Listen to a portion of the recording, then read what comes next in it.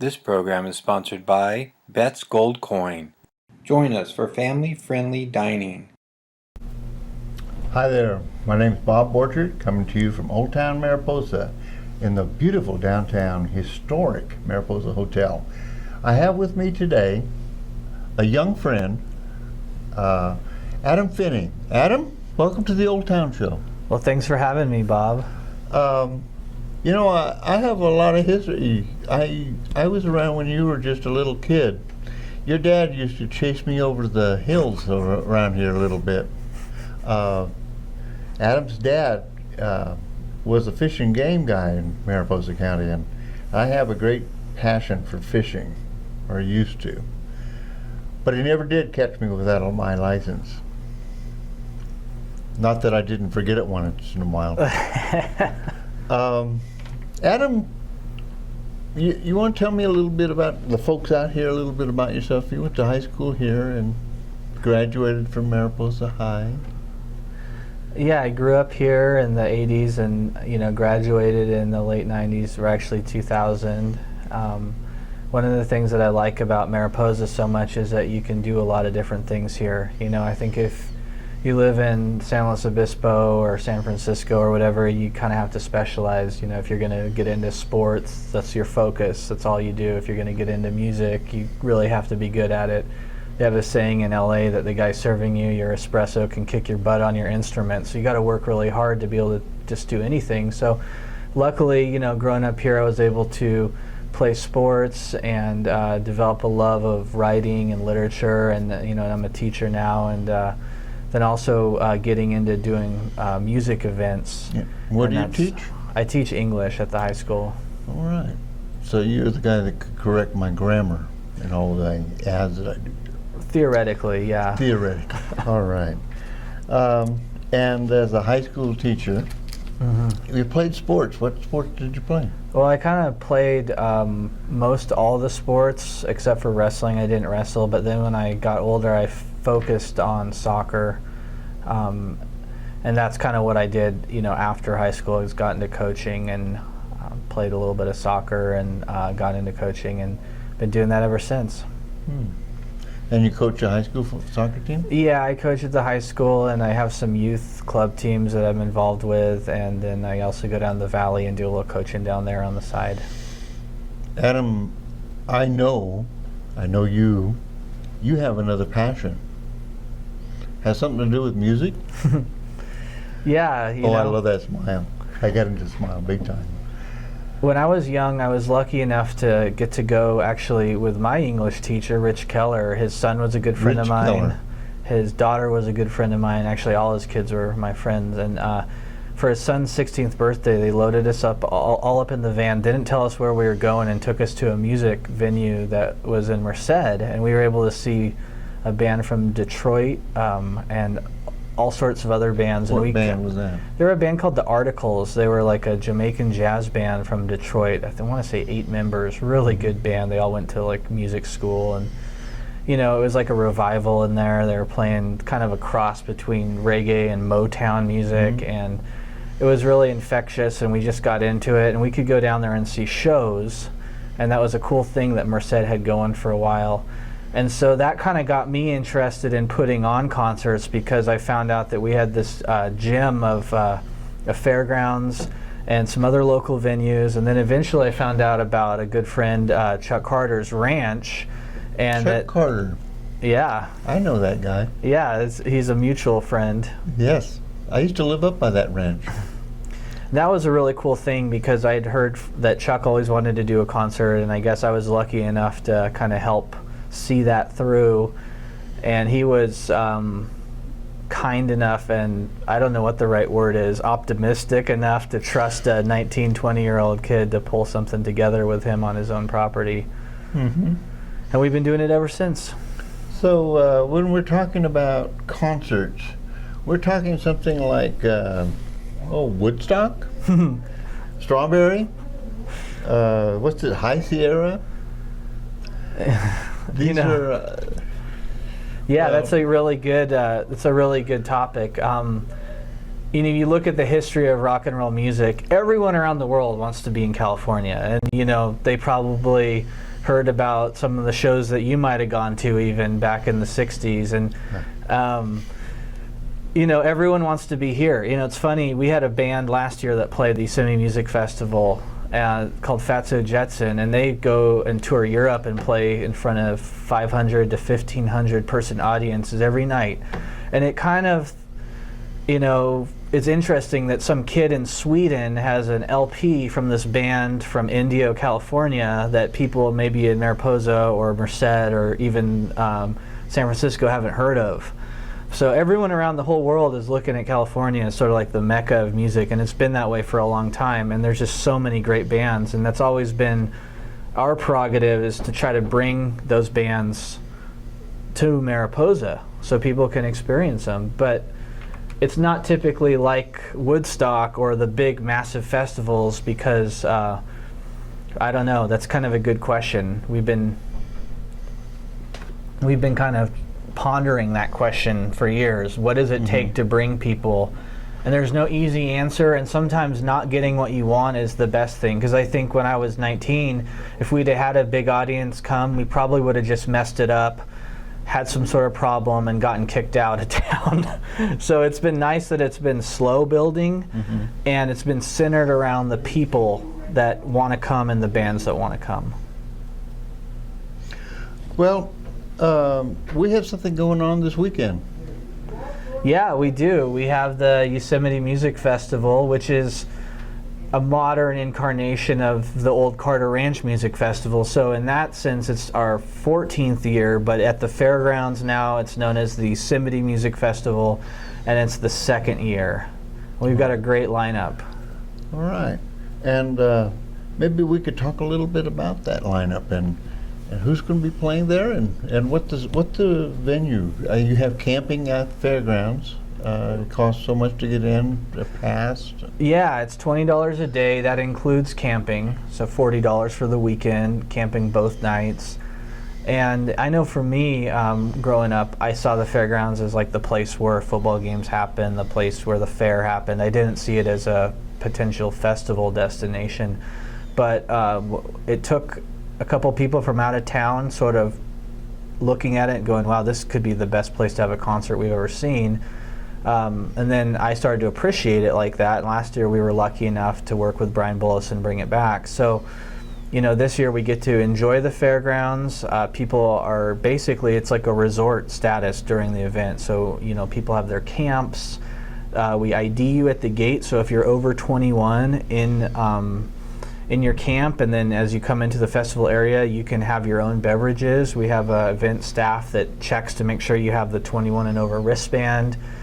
And we have a great lineup of bands, and the music goes pretty late into the evening, and people can camp out on site. Last year, a lot of people kind of came and stayed, but maybe they just stayed till like 6 in the morning, and then they drove home and slept a little bit and then came back. But it was really cool, and you know, the fairgrounds is just such a great, pristine, nice place to do an event.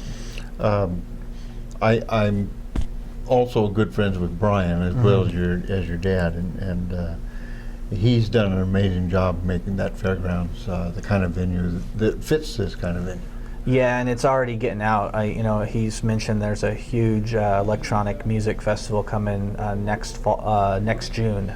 Oh, They've really? already booked it with him, and people, when they find out the quality of this fairgrounds and what you can, I mean, you know, think about it. You come up, you have a nice place to camp, you have showers, you have a shady area to see music, you have all these wonderful sort of vintage buildings that can be utilized in different ways for art, for different, you know, late night activities, like if you want to have a band play inside. You can even bring your horse. You could even bring your horse. We had some people do that last year. I know. And it's only just a couple of miles down the road from Old Town Mariposa. Yeah. And we've been known to have some nightlife in Mariposa as well.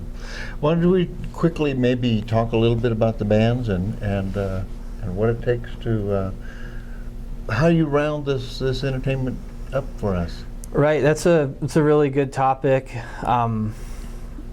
It's something we could talk about forever, but I'll give you the short synopsis of it. Couple of minutes.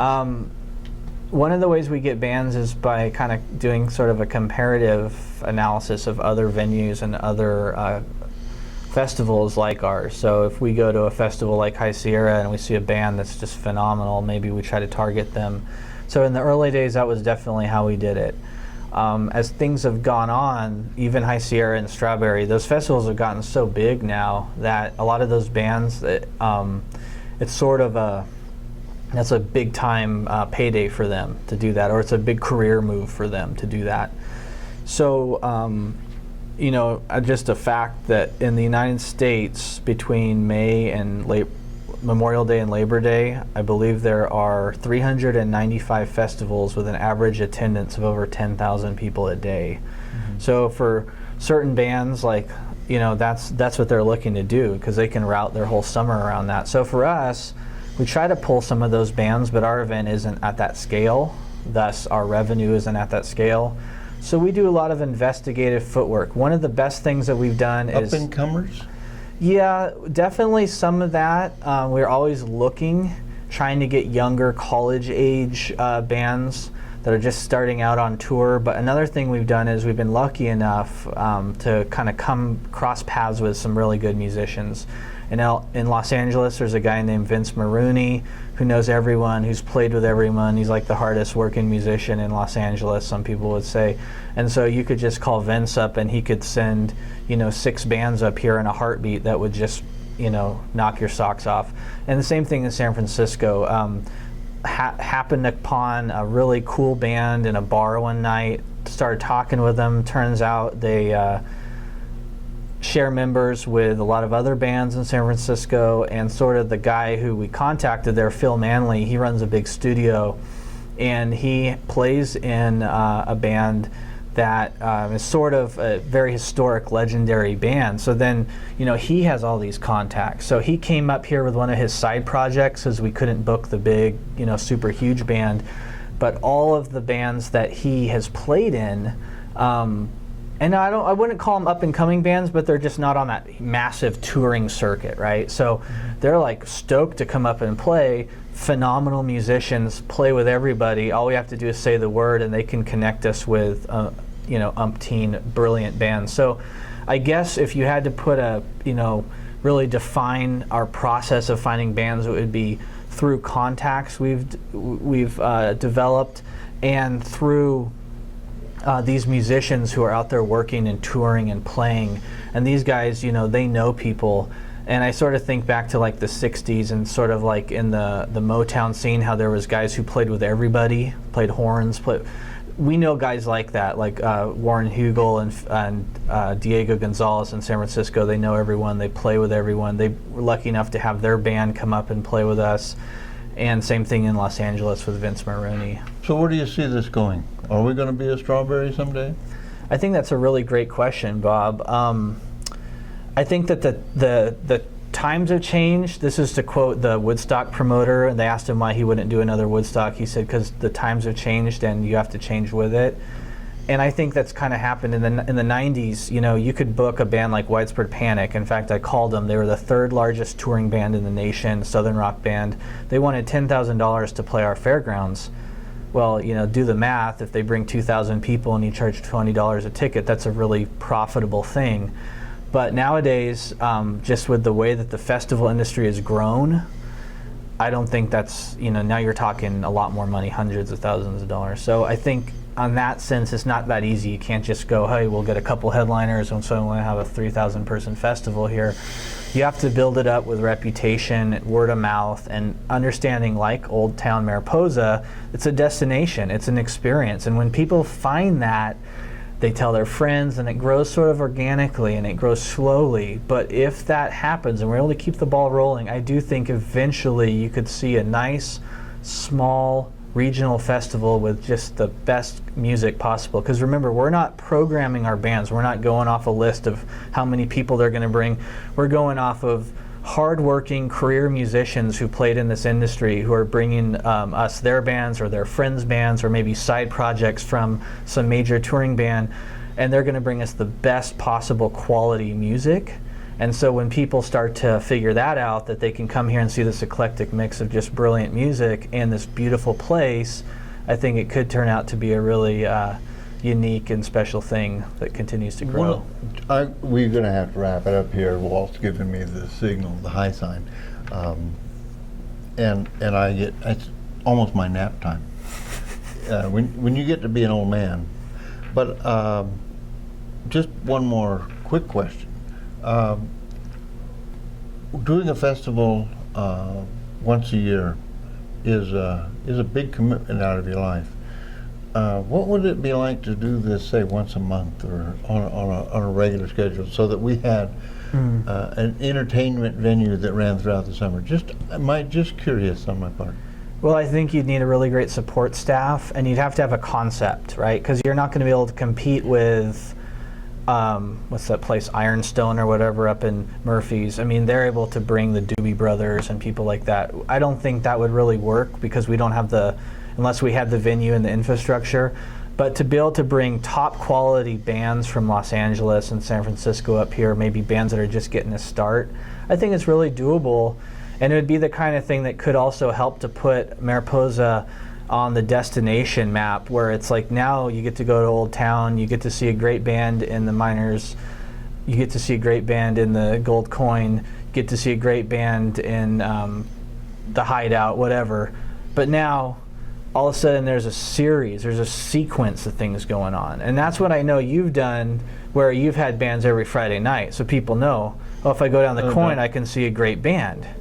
And it used to be back when I was younger, you'd go to the Miners and see a band, or you go now the Hideout's been doing that too. River Rock's done it. But yeah, like you said, to have a venue, a place that was established, I think it'd be great. I think it would be a lot of work though. A lot of work. Something to put you to work on during the summertime.